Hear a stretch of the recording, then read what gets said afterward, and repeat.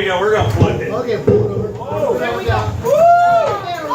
Hey, man down. All right, get up there. Stand alive. Stand alive. Stand alive. Staying alive? Stand alive. You gotta get up there. Get it.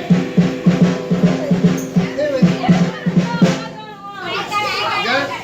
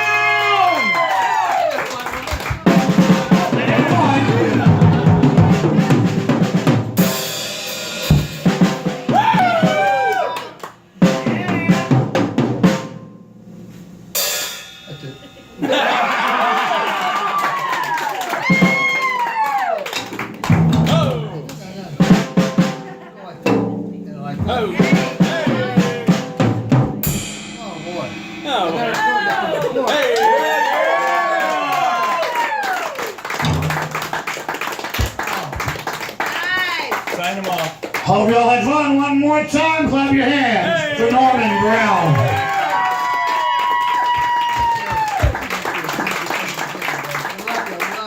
All the little kids are great. Zeph and those guys are out of sight. Out of sight. And I was just thinking, Zeph is 11 years old, and Josiah is 12. This drum is not the one I had when I was 11.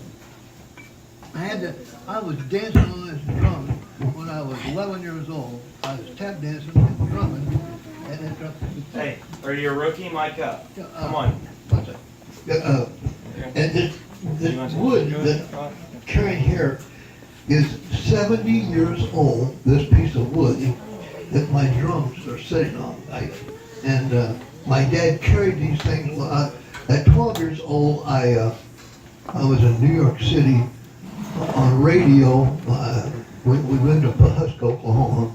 I was in Barnesville, and I got on a radio show in New York when I was 12, and my dad carried all these drums to New York and on a train. And we got there and we did this. He wanted me to dance on the drums, so I did. So I danced my drums, but he didn't want me to do a drum solo. He just wanted me to. The name of the show was Hobby Lobby. It was a radio. There was no television then. And when I was 12 years old, and this drum, they wanted me to sound like I was dancing on a drum, because that's what the whole thing was about. This kid was dancing on a drum. So I danced on his drum with the wood in the head, naturally, And he said, well, that sounds like you're dancing on wood, because it's a radio show, not on TV. So they had my drum, and they put a tarpaulin over the top of my drum, and then I had to dance on top of that tarpaulin like that. And he said, that still doesn't sound like a drum. So they went and got some sawhorses and put my drum on top of these sawhorses, and then put a tarp on top of that drum, and then that's how I danced on that radio show. Isn't that amazing? I was 12 years old. Oh, God. What a time, And that's right. I started tap dancing when I was 5. Started drumming when I was 7. And my teacher lived with me in Barnesville. And then we went to California because Oklahoma kind of sucked in 1941. And my folks and everybody went to Hollywood. And that's where everybody was became famous, was in Hollywood, so that's why I had to go to Hollywood. And then I took dance lessons from a black guy, MGM Pictures. He was a dance director for the MGM, and I took lessons for about 10 years dancing with him. And I was 14. I was doing there was a show called the Hollywood Canteen. The war was on in 1941, and in L.A., all the guys were shipping out to Germany and all those places like that. And there was a place called the Hollywood Canteen. Only not rich, but movie stars were planned for the soldiers, and they before they got shipped out. And there's a movie about Hollywood Canteen, and Betty Davis was she was the president of it. So every month I would perform my act down there with my dance teacher. He was a black guy, great, Willie Coleman, fantastic. Not only fantastic, but I came back here, and there's a lady who has a dance school here in Ponca City, and we were talking, and she said, I was telling her that I was with Willie Coleman, and she says, I know, I was with Willie Coleman. Isn't that amazing? She says, I took lessons from Willie Coleman, and he was the greatest tap dancer you ever seen in your life. And he got me going on to tap dancing. And but back to the canteen, once a month I would perform with him and do my act for the canteen for all the soldiers when I was 13 years old, 14, 15 years old. And over my trailer over there, she sent me a letter, and she got her name on the bottom of it, signed Bailey Davis. She was thanking me for doing the show, you know. So that was pretty nice, you know. And then when I was 16, I left school and went on the road. My folks took all my drums and set them up every night, and did the laundry and all that. And I was 16, and then we were on our way to Juarez, Mexico. We played Juarez, Mexico there for 3 months, and we went to Dallas, Texas, and played all Dallas, Houston, San Antonio, and then we went to Florida. My folks and I went to Florida, and I couldn't get a job.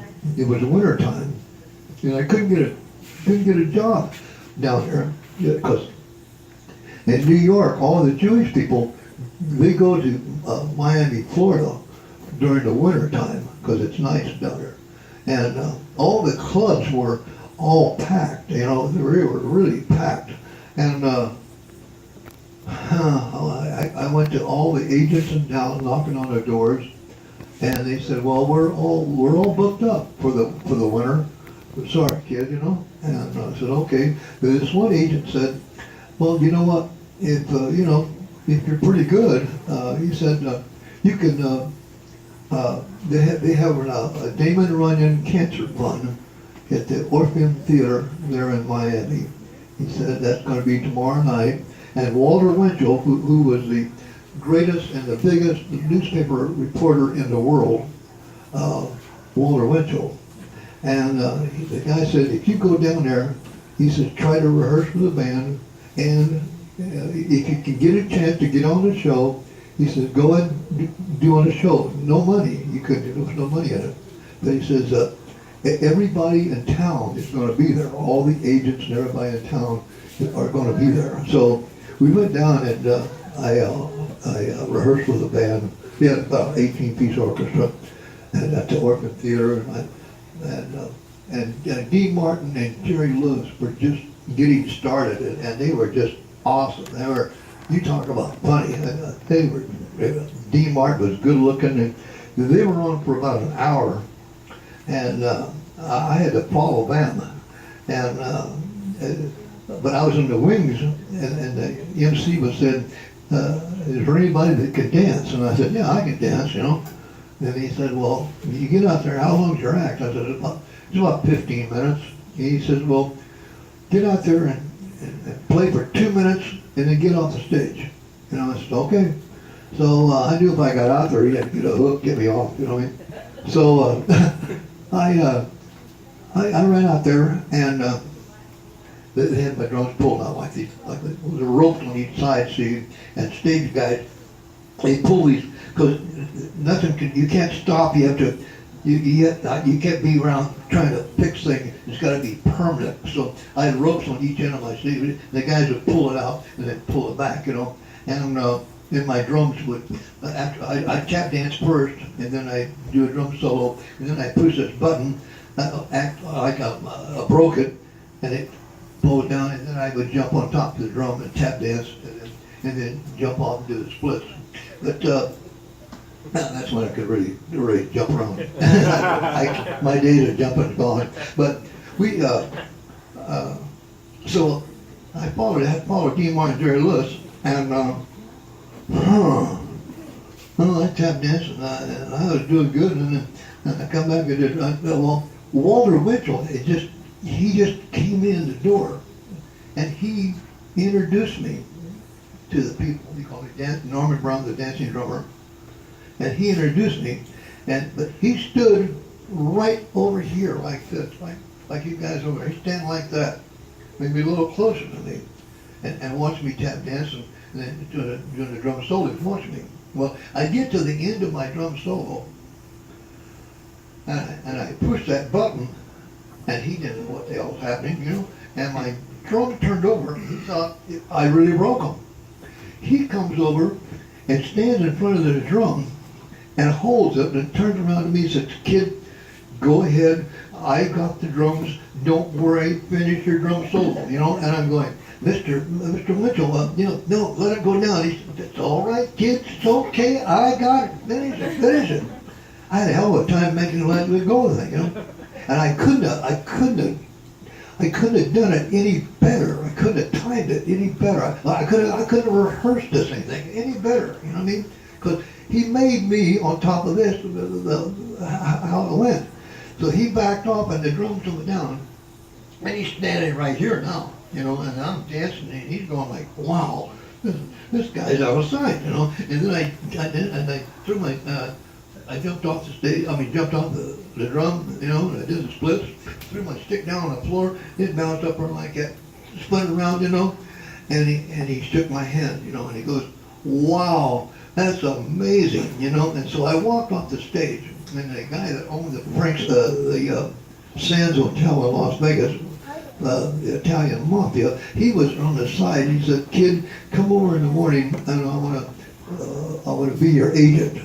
And I said, that's why life is very funny. You have to be at the right place at the right time, and you have to have everything together. So remember that. If you ever want to do something, try to do whatever you do to the best of your knowledge, and try to be great.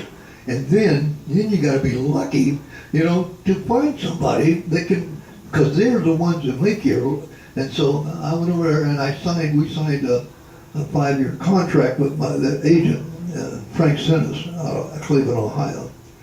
And that's just what I'm telling you, that you think you got a lot of money.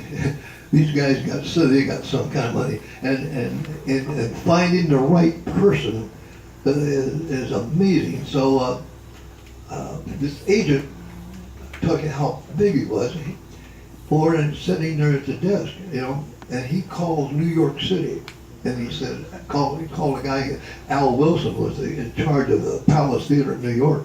Judy Garland had just come back, and they opened vaudeville a little bit, and she opened up the Palace Theater on Broadway, and she was leaving, and another group called Slate Brothers, who eventually became big in Hollywood. But they were the stars, and the guy called him and he said, "Can you put this kid on the show?" You know, and so and Al Wilson, he took Frank Sinnis' word, and Frank said he was good and you were good. So I signed a contract then with he sent me right to New York City. We went to Buffalo, New York. We went to Cleveland, Ohio first. I played in Cleveland, and we parked our car out there in Cleveland, and we're on the second floor, my mother and father, and I'm 17 years old, and I had all these drums in a 1941 Chevy, you know, and there was no seat in the back, and we're looking down the window, and about 5 black guys knocked the window out of our car, and they were stealing all my drums, and they were running down the alley with all my drums, and we had to run down there. And a guy came by the car and says, "Those guys steal your drums?" I said, "Yeah." He says, "Well, get in," you know. And he says, I know where they went. So we got in the car and we chased those guys down the alley, and we got all our drums back. You know what I mean? I don't know what I'd done, and the drums going to New York City. And holy mackerel, we left Cleveland, went to Buffalo, New York, played in Buffalo, and then we went directly to New York City, and we parked our car. If you ever go to New York City, you'll never get a spot again. You know, so our car was there for 4 weeks. We had a white car, and it was black when we left. You know, but I was there, and I turned 18, dancing there, doing like 3 shows a day and 6 on Friday and Saturday on Broadway. You know, I turned 18 years old, and then we left. We played Grossinger's, which is a great big place where all the Jewish people go, and the playground for the Jewish, and they have that's where all the stars find Dean Martin, and all those guys. They go there and play, and they become big from that. So I left that. And I thought I was going to go to the Army because I had to sign up for the Army when I was 18.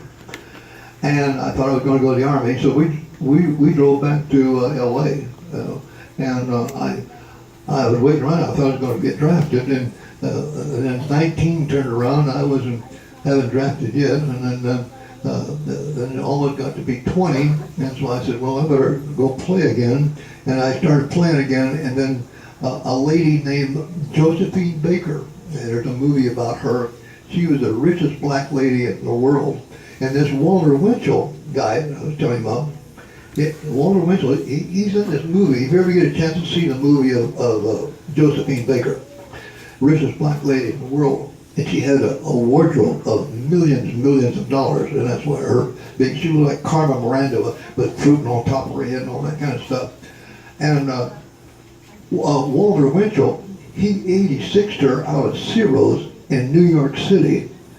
He was there because there was no black people allowed in the big clubs, you know. And he finally ran her out of the United States, and she went to France, and then she married a guy and became another rich. He's a big rich guy too. So she finally got back into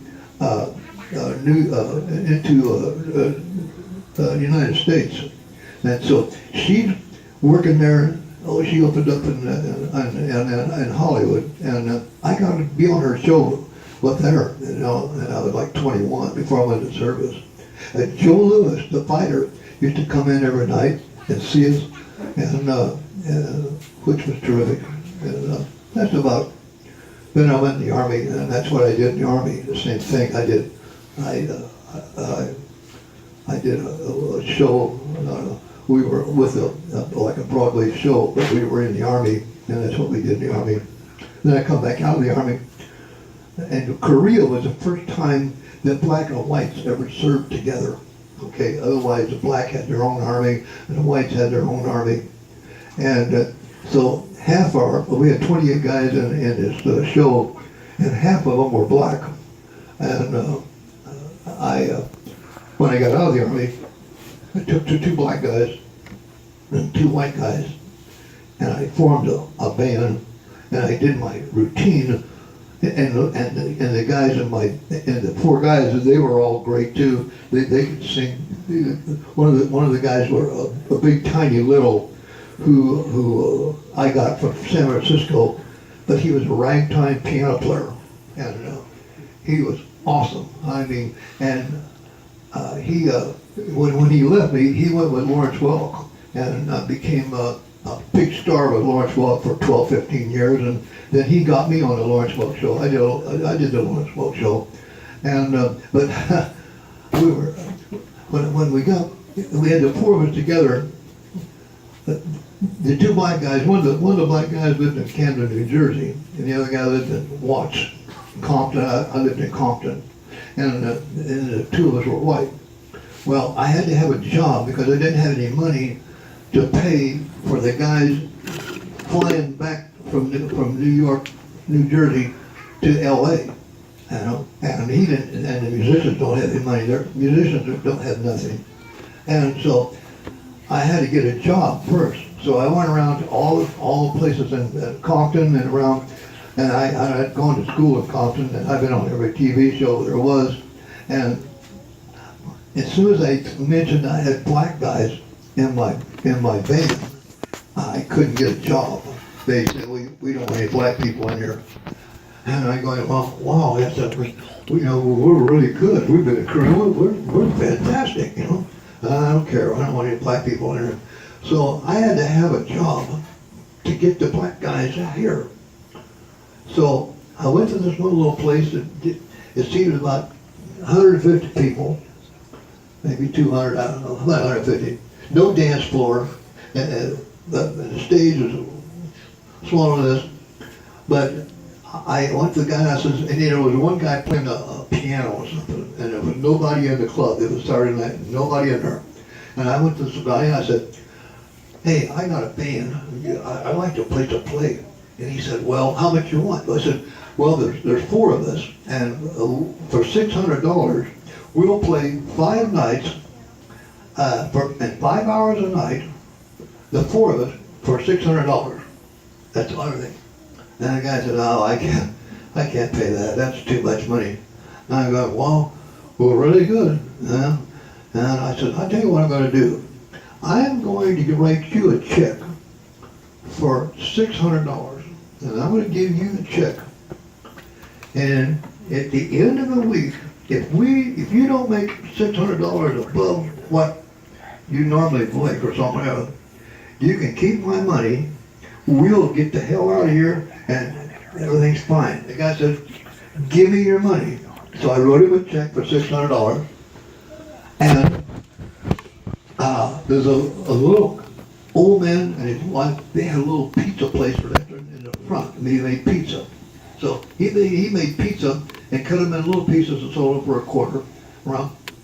And we opened up that night, because I'd already been at Compton, and I'd been on all TV shows, and I'll tell you, we opened up that night, and they were standing in line to get in.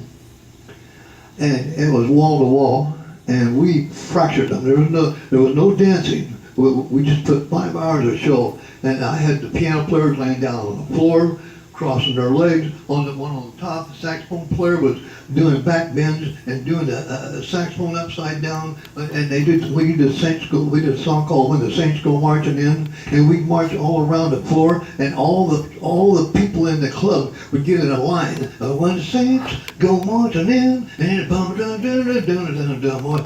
they're all marching in like that. And then they would go out, the whole club. Can you imagine 200 people? They would go out the back door.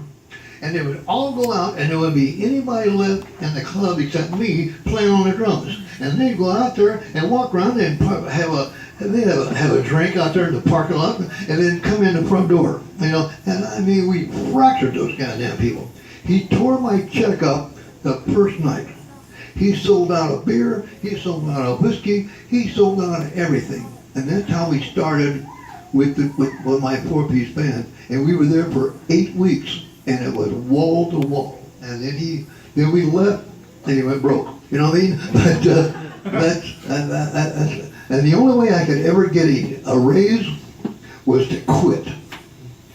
I'd work a club, and we'd pack the club. We'd wall to wall people. I used to carry all the pictures on the walls. I would decorate the guy's house, the club. First of all, the last place we played a nightclub that seated about 500, 600, maybe 800 people. There was a cowboy band or something playing, there was nobody there. And so I came in and I revamped the whole club. They had pool tables. I had the pool tables taken out. And my band all played. And we were there for a year and a half. Grace was a waitress, and I had all the waitresses. Grace had a blonde wig on, had all the waitresses dressed with blonde wigs, real short little skirts, midriffs, beautiful. They were great, and we were there for a year and a half. And our last night, I got on the stage and I told everybody, I said, well, Grace and I, this is our last night here, and we're going to Ponca City, Oklahoma. And 800 people said, Ponca, where? And they said, you'll be back here in 6 months. He said, those Indians will scalp you, and you will never know nothing, you know. And so that's how we did, and we left and come here, and we've been here 40 years now. And all the guys in my club there, they said that I wouldn't come back, and they were we catered to swing dancers, and I got pictures of these guys.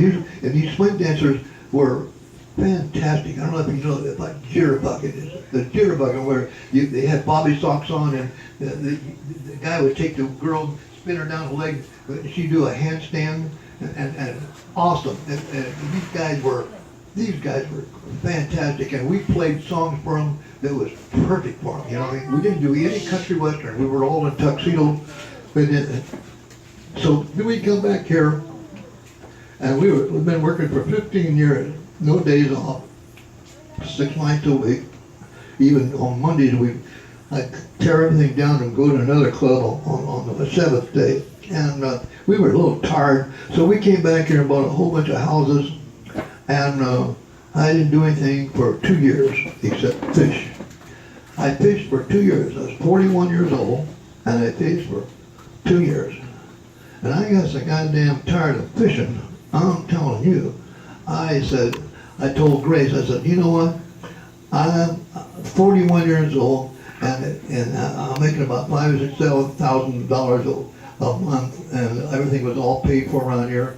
And we said, boy, my dad only worked for $1 an hour, you know. And he said, boy, you got it made, you know. Well, you know, what's way is embarrassed about? And I said, well, I want to play my drums. I want to entertain again.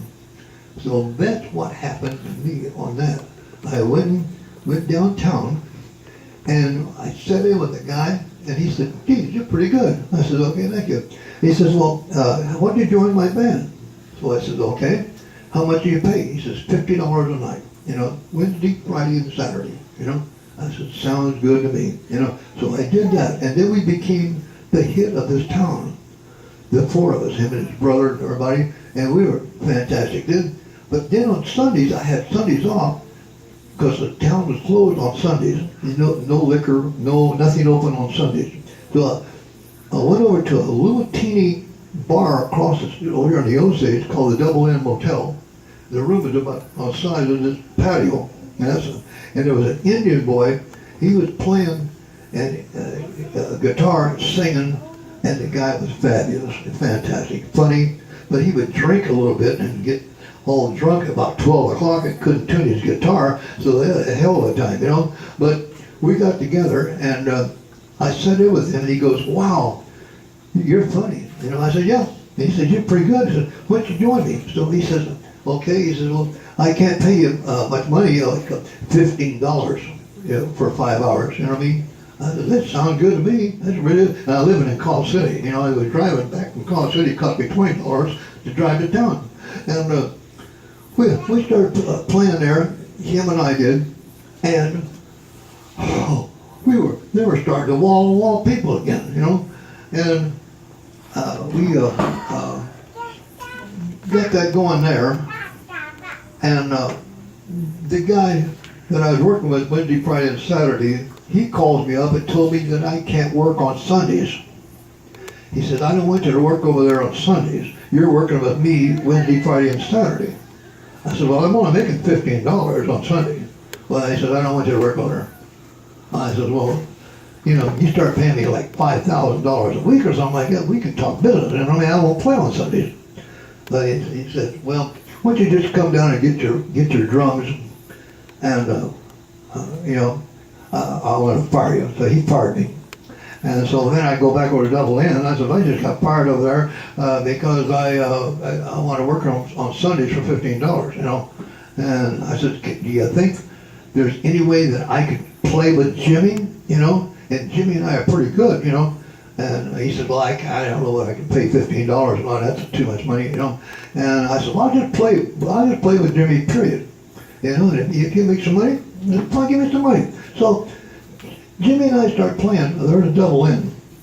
And a long-haired hippie guy came by, and he said, I play bass. I said, well, good. He said, can I sit in? Yeah, sit in. So he sat there with us, and the guy was good. You know, he could sing a little bit. He looked funny. He had long hair, you know, crazy, you know. And we said, fine. Then a guy came by who worked with a beer company, and he played an accordion. And the accordion went through a deal where it sounded like a Hammond organ, which was terrific. And he was great. So the four of us were playing there in that little Mickey Mouse thing. And the boss finally gave me another $15 a night to play, you know. And we were driving and called. But so now, in this little place, the Grace became a bartender, and then she became the waitress, and then she was the bouncer, because a couple of Indians, they had to throw them out, you know. And then she was a bouncer, but she had to rent. There was a motel too, so she had to rent the rooms and the wash rags for that. Plus on top of doing it. So, and we wound up making $250 a week there. And so then I go to Call City. We're already in Call City, and all these little kids around here, like Sandy and Tammy and Mark and all those guys, they were little, like running around like this, you know, Gary. we were at Call City, and I knew I needed a bigger club, bigger than what we had. And so a friend of ours, I know he was religious, and he had a lumber yard, but he went broke in Call City. So he and I said, will they close the lumber yard and put 3 walls on it? They had 3 walls open. So we enclosed it, and it seated about 400 people. And Jimmy and the 4 of us played there. And we worked there on Fridays and Saturdays, and then we water skied the other 5 days. And we just worked on Fridays and Saturdays. And, oh man, we were making some, it was wall, you couldn't get in at 9 o'clock. If you didn't get there at 9 o'clock, you couldn't even get in the place, you know. But my partner, which I'll never have partners anymore, my partner was stealing all the money, you know. I'd take a break, and I'd go in and watch him, and he was taking the money from the drinks and putting them in his pocket instead of putting them in the register. So I caught him one night, and then I told him, I said, you got that money, put it in your pocket. We just paid $1,000 for a cash register, put it in there and give him my money, you know. And he said, well, I'll do anything I want to do, in which he had the right to do it. But I was upset. My cousin, who is Phil Sibley, he's still here in town, and he was my bartender, one of the bartenders. And so my owner and I got in a big fight on Saturday night. Would you believe it? A fight on a Saturday night in the goddamn bar. The owners are beating each other up. Isn't that amazing? Isn't that really wild? So we did that, and then I wound up having a club, and then we were doing so much business that all these guys in Ponca City, they watched us. They were seeing me make all that money, and they come down here and open Casiopes up, and he did pretty good. Although he wasn't good enough. I was still booking some great bands. But we wound up coming there, and we built the Rocking Horse, and we put that up, and it was wall-to-wall people. Tim knows he was down there. Bill, it was 1,000 people a night. We didn't have a bucking bull. We had a bucking horse, and oh man, we had a party. Then we bought the place up in New York, Newkirk. You know, it was a little bigger than and then I had all these stars, Reba McEntire, George Gray. We've been so lucky on that. I've had I didn't have George Jones, and I didn't have Jerry Lee Lewis. I wanted both of those guys, but they were so drunk. I couldn't afford. They wanted all their money. They wanted $50,000 sent to them before they show up, you know, and then they wouldn't show up, you know. And I didn't want to do that. But we wound up with Reba McEntire right down here, Johnny Lee from Paris, Texas, you know, Mickey Gillies' place, and Mel Tillis.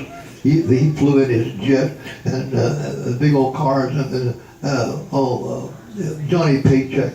We had all those guys, and we gave the town here. I'm not trying to blow, but we gave the town something that they've never seen in their life, and they'll never have it again. Garth Brooks was in my club up there. My club was the last place that Garth Brooks ever played. And I got on the stage the night he was leaving, and I told everybody that Garth is leaving tonight, and he's going to be the next superstar in country music. And 3 months later, he was. And I'm in his book, American Thunder, on page 31, that Garth said, Norm said that I was going to be a superstar. And he says, God damn it, Norm was really right. He says, I was. So, I mean, I think that's, I already enjoy that. We went to see Garth many times, and we had a lot of fun. And I met some wonderful people. And I'd like to thank Tim for doing everything. Tim, thank you. I mean, and I'm getting old now. And we did all the reunions, and I'm sorry I can't play any better than I can, but that's the better. better than I can't do anymore. You're still doing But awesome. Thank you. Well, thank you for all coming, and all the little kids. I just love them. Zeth and the guys, terrific. And we hope to see you again. My mother lived to be 101, so I'm 87, so maybe I can hang in there for a little more while, you know. I know I can. You tear these drums down, Brian, thank you, okay? Maybe you can tear these, not tonight, you don't need to tear them down tonight, okay? Maybe somebody can help Tim load up his stuff. Tim great. And Tim's still working now. He's one of the best DJs around town. He sometimes a little hard to work with, but not bad. So are you. Yeah, not bad. I just built you up and turned you down, right? Yes, sir. But you know, he's here again. You know. Made me stronger. You bullied Right. me and made me stronger. Right, you're darn right. And he can tell you stories also. Right, but don't believe him. Yeah, it is. And well, thank you again for everything, guys. Thank you. God bless you.